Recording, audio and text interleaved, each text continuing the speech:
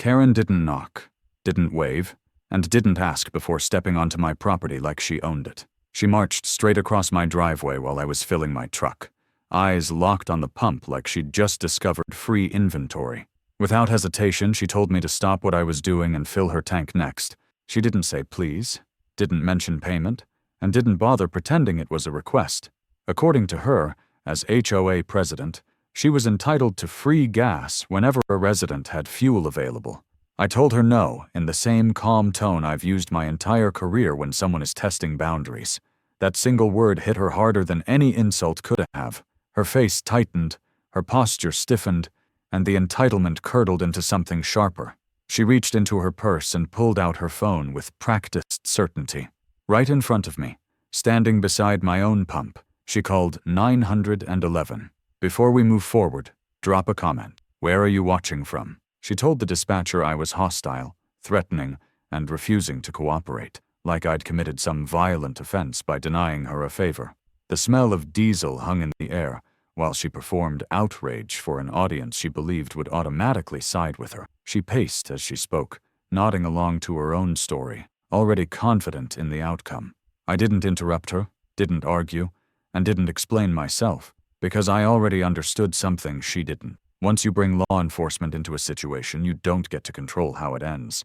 HOA Karen thought she was summoning authority to punish a neighbor who disobeyed her. What she actually did was trigger a process that doesn't bend for titles printed on neighborhood letterhead. She assumed the badge would arrive and see her as the victim without asking a single follow-up question. That assumption was the first crack in everything she'd built around herself. She stood there smug and satisfied, convinced she'd just taught me a lesson about power.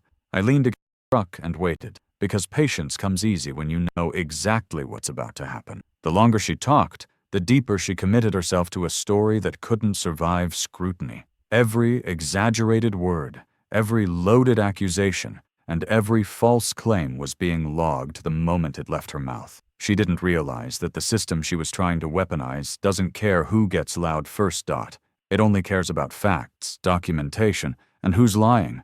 When the call ended, she looked at me like the outcome was already decided. She told me I should have just done what I was told and saved myself the trouble. She said people like me always learn the hard way when authority gets involved. I didn't correct her, because correction wasn't my job in that moment. My job was to let the process she'd demanded unfold exactly as designed. The sirens were still minutes away, but the damage was already done. This was no longer about gas, property, or neighbor disputes. This was about what happens when someone who's never faced consequences mistakes confidence for control. I didn't raise my voice when she called the cops because I've spent most of my life around people who confuse noise with power. Authority, real authority, is quiet, procedural, and patient. And it's learned the hard way over years where mistakes don't come with do-overs. Long before I ever lived under an HOA, I learned that rules only matter when they're enforced consistently and without ego. And that lesson shaped how I handled everything that followed. I started my career in environments where fuel wasn't a convenience but a liability, where a single careless decision could cripple operations or cost lives. Logistics teaches you discipline because discipline keeps systems alive, and you don't survive long if you treat regulations like suggestions. That mindset never left me, even after I transitioned out of military service and into civilian law enforcement, where the stakes were different, but the principles stayed the same. By the time I moved into Willowbrook, I had already spent years working my way up through the department, learning how authority collapses when it's used for intimidation instead of order. I'd watched supervisors ruin careers by cutting corners, and I'd watched bad actors hide behind titles until the paperwork caught up with them. When I eventually took on the role of police chief, it wasn't because I liked power, it was because I understood restraint, documentation, and accountability better than most. None of that was visible when HOA Karen sized me up that day. She saw an older guy with a truck, a private fuel pump, and no visible interest in impressing her. What she didn't see was someone who had spent decades navigating hostile confrontations without flinching. Someone who understood exactly how complaints are processed, how reports are weighed, and how false accusations unravel over time. Moving into Willowbrook wasn't about control or influence for me. It was about quiet. After losing my wife, I wanted distance from noise, from attention, from anything that demanded more energy than I was willing to give. The HOA was supposed to be background structure, not a governing force in my daily life. I paid my dues, followed the rules, and kept to myself, which made me invisible to most people until I stopped being convenient. HOA Karen, on the other hand, thrived on visibility. She rose quickly by promising order and enforcement, positioning herself as the only thing standing between the neighborhood and imagined chaos. People like her rely on apathy, on the assumption that no one will push back hard enough to expose how shallow their authority really is. For a while, that assumption worked, because most people don't want conflict, especially when it's wrapped in procedural language and fines. My refusal to give her free gas wasn't an act of defiance. It was reflex. It came from a place where boundaries are clear and non-negotiable, and where authority isn't something you announce. It's something you demonstrate through consistency. That difference in worldview is what set everything in motion, even if neither of us fully understood it in that moment. By the time she decided to escalate, she was already operating under a fatal misconception. She believed authority belonged to whoever spoke loudest and moved fastest, and she believed compliance was something she could demand. I understood authority as something that survives scrutiny, something that welcomes documentation because it has nothing to hide. Those two definitions were always going to collide, and Willowbrook was just the stage where it happened. HOA Karen didn't become HOA Karen overnight. People like her never do. They rise slowly, feeding on silence, building power through procedural fog and selective enforcement. And by the time most residents realize what's happening, the structure is already tilted in her favor. Willowbrook's HOA wasn't designed to be a weapon, but she turned it into one by understanding something most people ignore. Authority doesn't need to be fair if no one is willing to challenge it. The board itself was technically democratic, but functionally hollow. Meetings were sparsely attended, votes were rushed, and documentation was buried under language most homeowners didn't have the time or patience to decode. HOA Karen exploited that perfectly. She learned which rules could be stretched, which penalties scared people the most, and which residents were least likely to fight back. Enforcement wasn't about consistency, it was about pressure. She framed every action as community protection, a phrase vague enough to justify almost anything. One week it was parking violations, the next it was aesthetic concerns. Then suddenly it was safety risks that only she seemed qualified to identify. The fines weren't devastating on their own, but they stacked fast, and the letters always carried the same tone: comply now or face escalation later. Most people folded because they had jobs, families, and better things to do than wage bureaucratic war. What made her dangerous wasn't intelligence. It was confidence paired with selective knowledge. She knew just enough about municipal codes and HOA bylaws to sound authoritative without understanding their limits. She'd quote sections out of context, ignore exemptions, and rely on the fact that most residents wouldn't bother verifying anything she claimed. Fear did the rest of the work for her.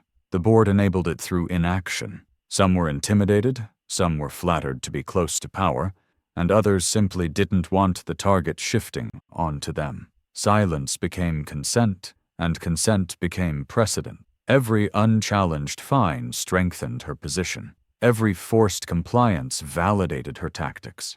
And every resident who paid without protest taught her she could push harder next time. Her abuse followed patterns. New residents were tested early. Elderly homeowners were pressured quietly.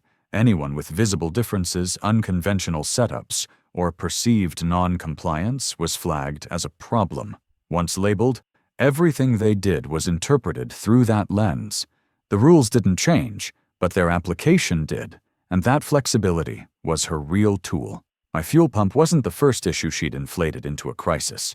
It was just the one she miscalculated. She treated it like every other situation, assuming intimidation would work, assuming escalation would force compliance, assuming authority was something she could summon by calling the right number. What she didn't account for was oversight from someone who understood exactly how abuse of authority collapses once it's documented properly. HOA Karen believed power flowed downward, from her title to everyone beneath it. She didn't understand that real authority is constrained by process, accountability, and transparency. The structure she abused depended entirely on residents staying quiet and officials not looking too closely. The moment scrutiny entered the picture, that structure started cracking, even if she didn't realize it yet. By the time she called the cops, the HOA power structure she'd built was already unstable. It was propped up by fear, reinforced by selective enforcement, and sustained by the assumption that no one would ever call her bluff. She wasn't enforcing rules anymore. She was performing dominance. And performances fall apart the second the audience realizes the script is fake. The moment HOA Karen called the police, she unknowingly shifted everything from her playground into my world. And that world runs on evidence, not intimidation. I didn't rush. I didn't confront her. I didn't even react outwardly. I did what I've done my entire career when someone makes a serious allegation with a straight face and bad intentions. I started documenting everything. Dates, times, wording, witnesses, procedural steps. Abuse collapses when it's forced to exist on paper. The first thing I pulled was the HOA's own trail. Notices, fines, emails, meeting minutes, timestamps. Patterns emerge quickly when you look without emotion. Her language escalated every time resistance appeared. Neutral residents received polite reminders. Questioning residents received warnings. Targeted residents received threats disguised as policy. My name slid from homeowner to concern to risk in less than 2 weeks, entirely because I didn't comply on command. Then I moved outward. Municipal codes, fire marshal inspections, zoning exemptions, fuel storage permits. Everything she claimed was dangerous was not only legal, it was inspected, approved, and documented multiple times over multiple years. Every allegation she made relied on partial citations stripped of context. That wasn't ignorance. That was intent. You don't accidentally ignore the same exemption every single time unless you're hoping no one checks. What sealed it was her behavior after the police call. Instead of backing off once authorities were involved, she doubled down. Follow-up emails implying guilt, messages suggesting ongoing investigation when none existed. Casual references to law enforcement awareness meant to scare neighbors into silence. She was trying to weaponize the idea of police oversight without understanding how that oversight actually functions.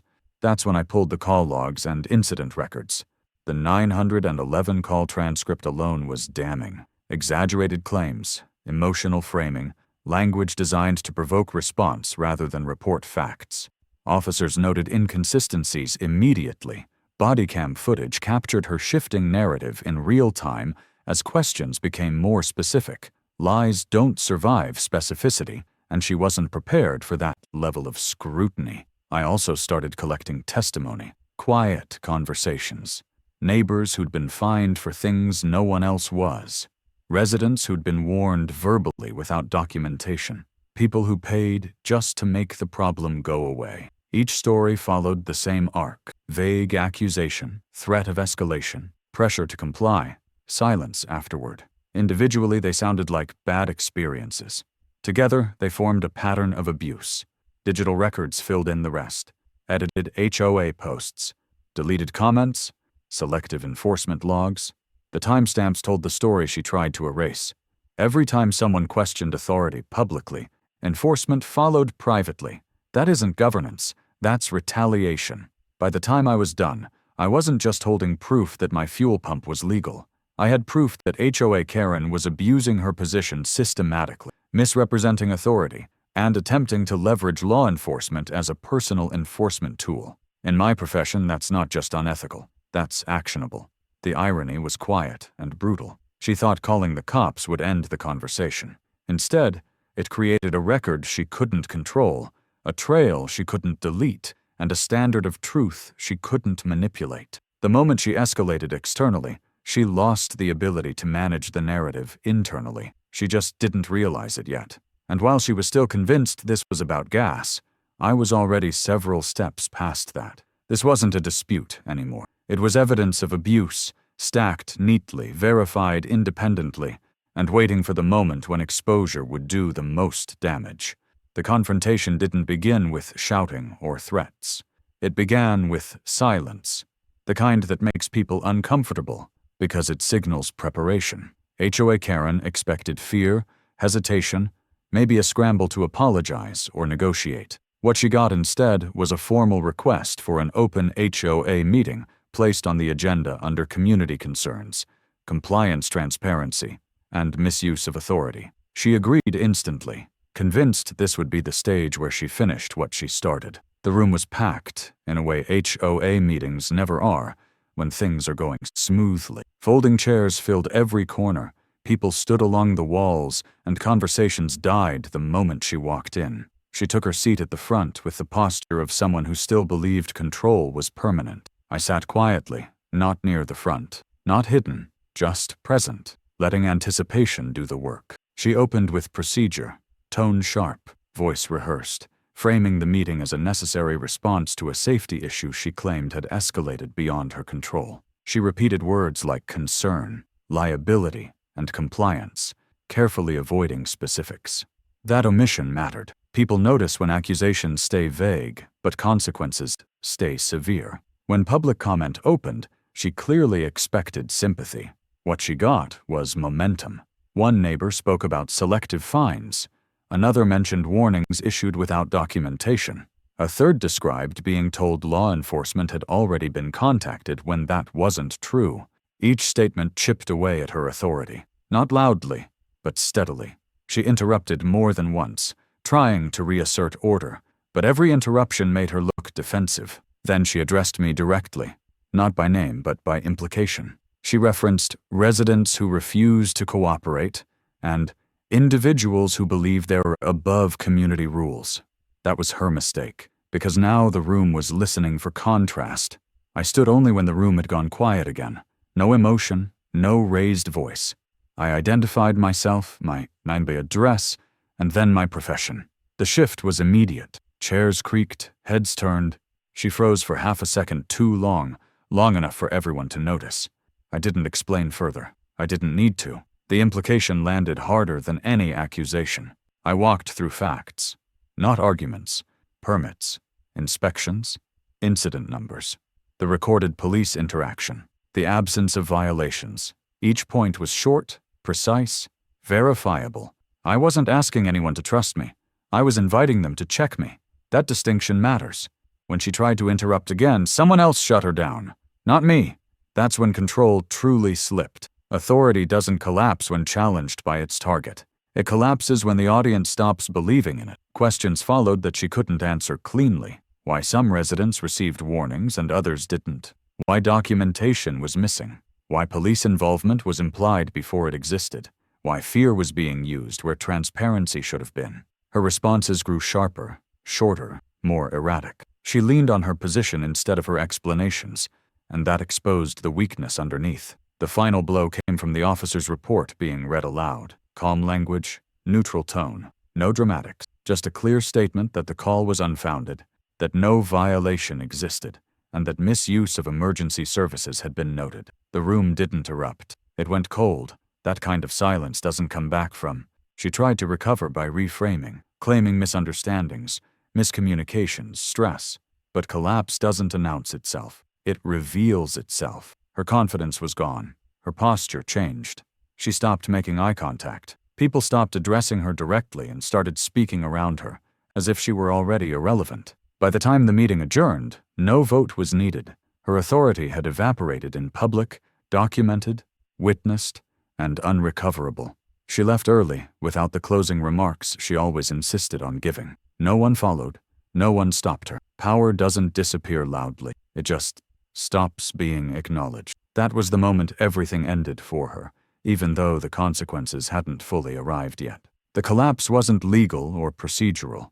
It was social. And once that happens, the rest is just paperwork. Retaliation didn't come in the form HOA Karen expected. There were no threats, no counterattacks, no dramatic warnings delivered through lawyers or letters. What came instead was procedural pressure applied with absolute precision, the kind that doesn't look like revenge until it's far too late to stop. She had spent months pretending to understand authority. Now she was about to meet people who actually lived inside it. The first move wasn't public. It was administrative. Requests for records, audits, and compliance reviews began landing on desks that had never heard her name before. These weren't complaints. They were inquiries, narrowly scoped, legally grounded, and impossible to ignore. When agencies ask questions the right way, silence itself becomes a red flag. And HOA Karen had a lot of silence. Her misuse of emergency services triggered internal review protocols automatically. No drama, no announcements. Just a quiet examination of patterns, call histories, and escalation behavior. One unfounded call is nothing. Multiple calls framed emotionally, paired with follow-up communication suggesting authority that doesn't exist, become something else entirely. Something that gets logged. At the same time, the HOA's enforcement practices drew attention. Selective fines, missing documentation, inconsistent notices.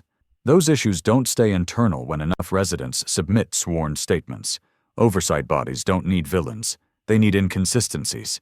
And the inconsistencies were everywhere. She tried to regain control by escalating externally. Legal threats, aggressive emails, warnings about defamation. That only accelerated the process. Because once lawyers start talking, records start moving. And her records didn't match her confidence. Experts don't argue with emotion. They dismantle assumptions. Fire safety professionals reviewed the installation she'd targeted and documented its compliance in language so dry it was devastating. Municipal reviewers confirmed exemptions she'd repeatedly ignored. Legal advisors flagged her communications as misleading at best, coercive at worst.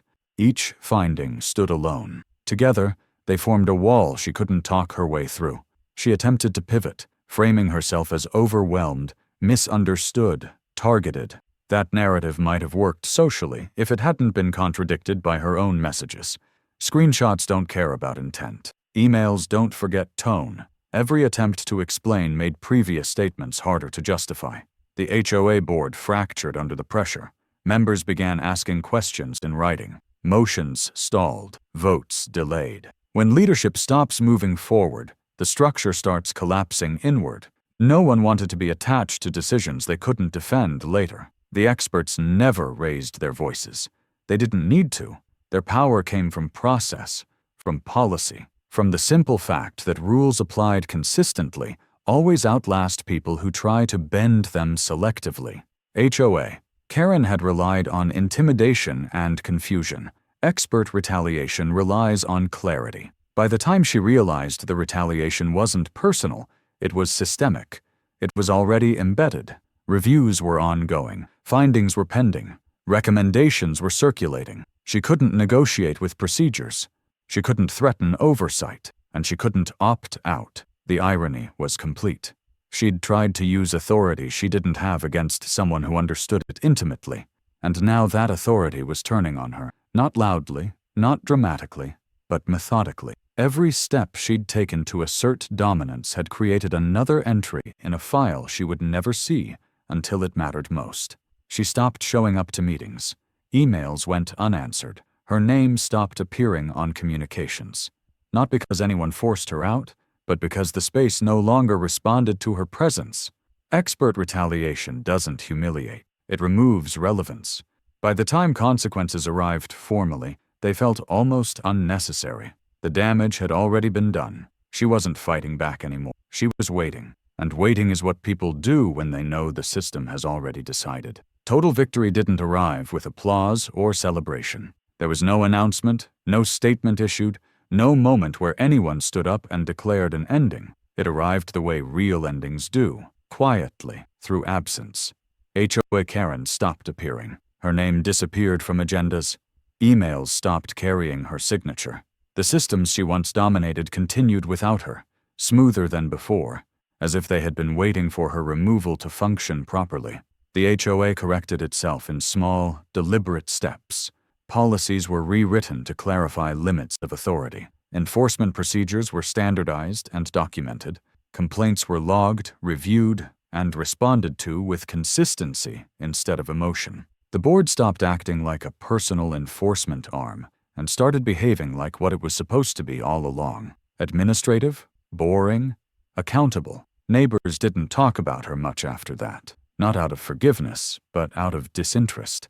People talked about repairs, holidays, weather, normal things. Fear evaporates quickly once it's no longer fed. The silence around her name wasn't respectful. It was dismissive. That's the difference.